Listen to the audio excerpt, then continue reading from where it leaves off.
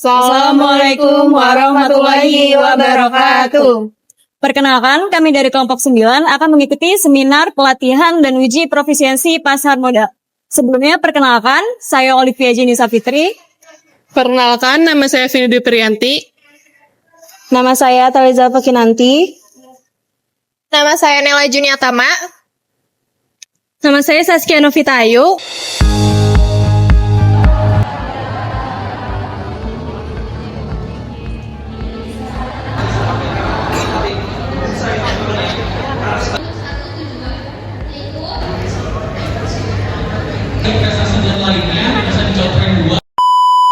Assalamualaikum warahmatullahi wabarakatuh. Perkenalkan, kami dari kelompok 10 akan mempresentasikan tugas kuliah proyek kami pada mata kuliah Manajemen Keuangan. Pada kali ini kami akan membahas cara budgeting yang efektif, membantu pengelolaan keuangan sehari-hari, dan keputusan investasi yang bijak. Kedua hal ini sangat penting untuk menciptakan kestabilan keuangan baik untuk individu maupun keluarga, serta untuk mencapai tujuan keuangan jangka panjang. Selanjutnya di sini ada pengertian investasi, yaitu kegiatan menanamkan modal atau aset seperti dana atau uang ke dalam suatu instrumen tertentu dengan tujuan mendapatkan keuntungan di masa depan. Untuk slide selanjutnya, di sini membahas mengenai instrumen dari pasar modal. Instrumen pasar modal terbagi menjadi 3, yaitu saham, obligasi, dan reksadana.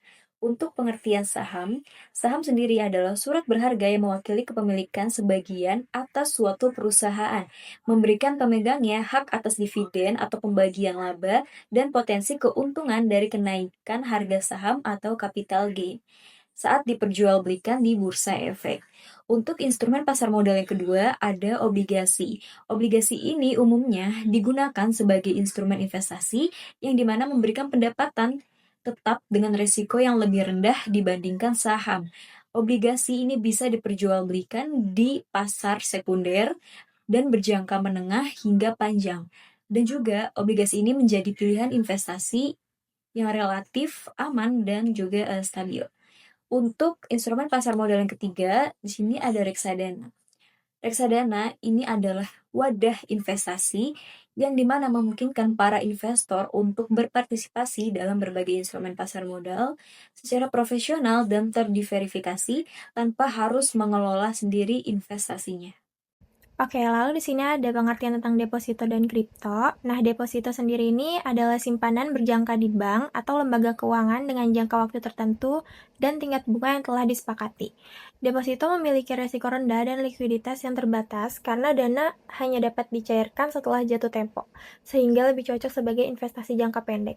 Lalu di sini juga ada kripto, yaitu aset digital yang tidak diatur oleh lembaga keuangan tradisional, melainkan diperdagangkan di platform desentralisasi secara global. Instrumen ini memiliki volatilitas tinggi dan harga yang dapat berfluktuasi signifikan dalam waktu singkat, sehingga menawarkan potensi keuntungan yang tinggi namun juga risiko yang besar. Oke, aku akan menjelaskan mengenai apa itu galeri investasi. Jadi, galeri investasi adalah Bursa Efek Indonesia menyediakan berbagai publikasi dan juga bahan cetakan yang berkaitan dengan pasar modal, termasuk seperti buku, laporan, dan dokumen resmi. Nah, di dalamnya ini juga terdapat peraturan serta undang-undang pasar modal yang dapat digunakan sebagai sumber informasi dan juga acuan bagi masyarakat maupun pelaku pasar. Kemudian ada tujuan galeri investasi, yaitu yang pertama, edukasi. Edukasi ini meningkatkan literasi keuangan dan juga pemahaman mengenai pasar modal.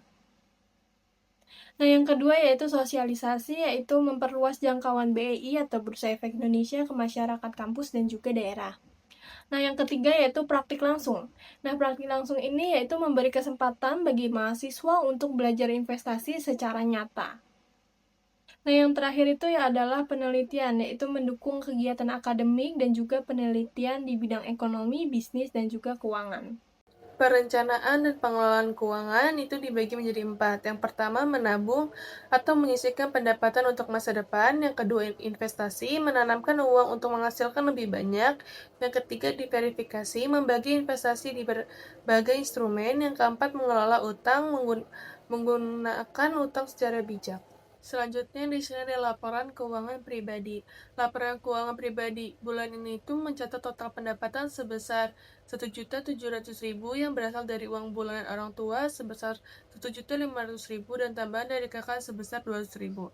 Dari jumlah ini, pengeluaran kebutuhan pokok meliputi bensin, kuota, kebutuhan sehari-hari, dan jajan total sebesar 930.000. Selain itu, alokasi dana untuk tabungan sebagai investasi sebesar 770.000.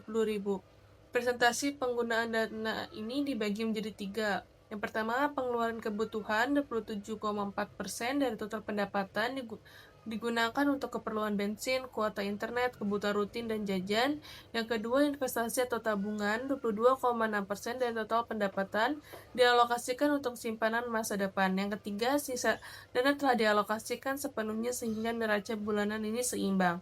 Dengan pengelolaan seperti ini, seluruh pendapatan telah terdistribusi dengan baik antara kebutuhan sehari-hari dan simpanan investasi. Selanjutnya di sini ada perencanaan investasi. Perencanaan investasi ini saya menggunakan reksadana. Perencanaan investasi saya dapat mengalokasikan dana sebesar 770.000 atau 45% dari pendapatan untuk diinvestasi, agar dana yang saya diinvestasikan ini bisa berkembang dengan risiko yang lebih aman. Saya lebih memilih reksadana sebagai instrumen investasi karena solusi optimal untuk mengembangkan aset secara profesional. Dan potensi keuntungan juga lebih baik dibandingkan dengan hanya ditabung. Dengan mengalokasikan dana investasi sebesar 770.000 ini diharapkan dapat memberikan pertumbuhan aset yang signifikan seiring waktu melalui instrumen pasar modal termasuk saham dan obligasi. Reksadana juga relatif liquid karena bisa dicairkan kapan saja sehingga mendukung fleksibilitas keuangan. Lalu di sini ada laporan keuangan pribadi saya dengan pendapatan setiap bulan yaitu 650.000 dan pengeluaran kebutuhan saya setiap bulan itu totalnya 450.000. Jadi saya menyisihkan 200.000 untuk investasi atau tabungan saya. Perencanaan investasi yang saya pilih yaitu reksadana. Karena dengan modal 200.000 setiap bulan, saya sudah bisa memulai investasi tanpa harus menunggu memiliki uang banyak. Uang saya akan dikelola oleh manajer investasi yang sudah ahli. Jadi saya nggak perlu repot mikirin pasar atau pilih saham sendiri. Nah, selain itu, uang yang saya investasikan juga disebar ke beberapa instrumen, jadi risikonya nggak terlalu besar. Saya juga suka karena reksadana dapat memberikan keuntungan yang lebih tinggi dibandingkan menabung biasa, tapi tetap mudah dicairin kalau sewaktu-waktu butuh uang. Dengan rutin menyisihkan 200.000 setiap bulan, saya bisa membangun kebiasaan investasi yang bagus dan dapat melihat hasilnya tumbuh dari waktu ke waktu. Apalagi semuanya itu diawasin sama OJK, jadi saya merasa aman dan tenang untuk terus investasi. Kemudian di atas ini yaitu ada laporan keuangan pribadi aku sendiri, yaitu pendapatannya sebesar 800.000, yaitu uang bulanan dari orang tua 800.000 dan juga total pendapatannya tetap 800.000. Kemudian ada pengeluaran kebutuhan, yang pertama yaitu uang jajan sebesar 250.000, yang kedua ada skincare yaitu 125.000, yang ketiga ada kuota sebesar 65.000, dan yang terakhir yaitu uang bulanan pulang pergi tiket kereta sebesar 160. Nah, dari semua pengeluaran kita jumlahnya itu menjadi 600.000. Nah, di bawahnya lagi itu ada pengeluaran tabungan atau pengeluaran investasi yaitu tabungan sebesar 200.000, pengeluaran kebutuhan sebesar 600.000 ditambah dengan pengeluaran investasi sebesar 200.000 menjadi 800. Keseluruhannya sebesar 800.000 sesuai dengan pendapatan bulanan yang aku terima. Diagram batang di samping menampilkan perbandingan antara pendapatan, pengeluaran kebutuhan, pengeluaran investasi, dan juga total keseluruhan dalam laporan keuangan pribadi. Pendapatan bulanan terlihat paling tinggi dengan jumlah 800.000, kemudian pengeluaran kebutuhan memiliki nilai 600.000, batangnya lebih rendah dibanding pendapatan. Kemudian pengeluaran investasi sebesar 200.000, batangnya paling pendek, menandakan porsi yang lebih kecil tetapi tetap ada untuk tabungan dan investasi di masa depan. Nah, total keseluruhan mencapai 800.000 sama dengan total pendapatan, yang berarti seluruh uang telah dialokasikan secara seimbang antara kebutuhan dan juga investasi.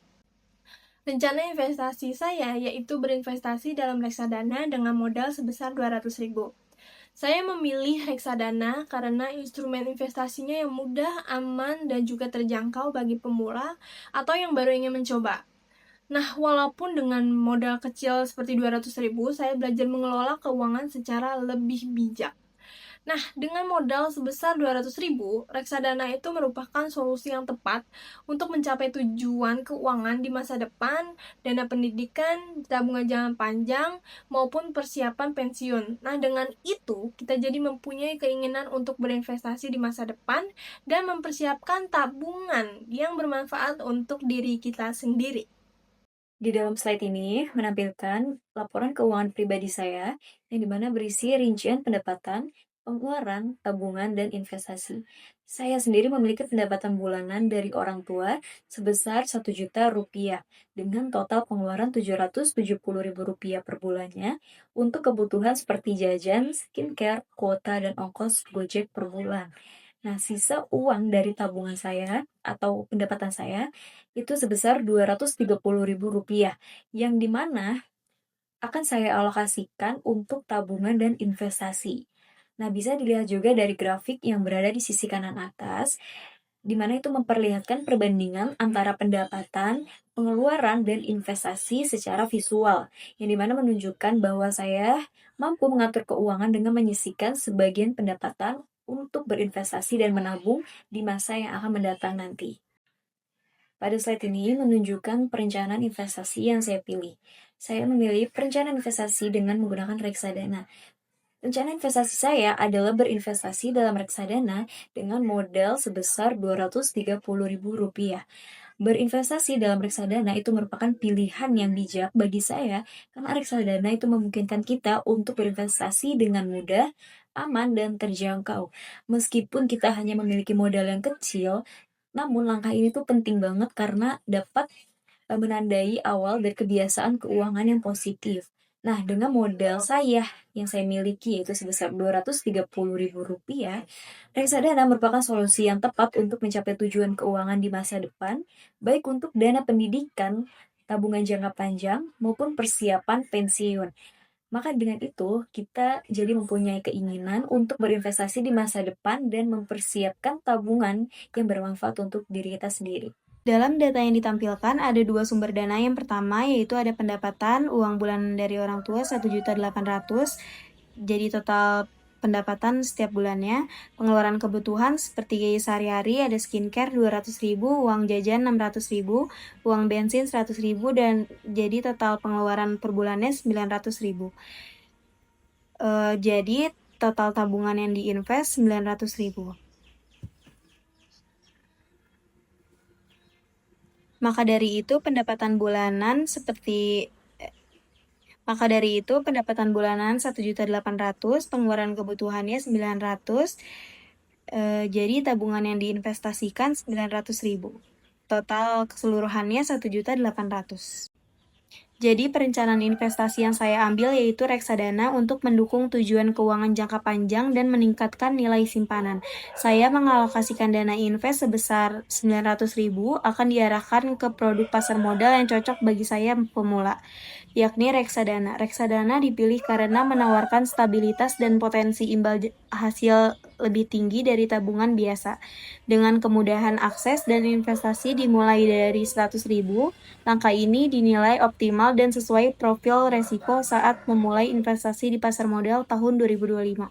Selanjutnya, kesimpulan dari kelompok kami memiliki berinvestasi di reksadana karena sebagai bentuk investasi dianggap paling sesuai dengan kondisi dan tujuan kami. Reksadana memberikan kemudahan dalam pengelolaan karena dikelola oleh manajer investasi profesional, sehingga kami dapat berinvestasi tanpa harus memiliki keahlian khusus di bidang keuangan. Selain itu, reksadana memungkinkan kami untuk mulai dengan modal yang terjangkau, namun tetap memiliki peluang memperoleh hasil yang optimal. Melalui reksadana, kami belajar pentingnya kerjasama, perencanaan, dan kesabaran dalam berinvestasi demi mencapai tujuan keuangan bersama secara bijak dan terarah.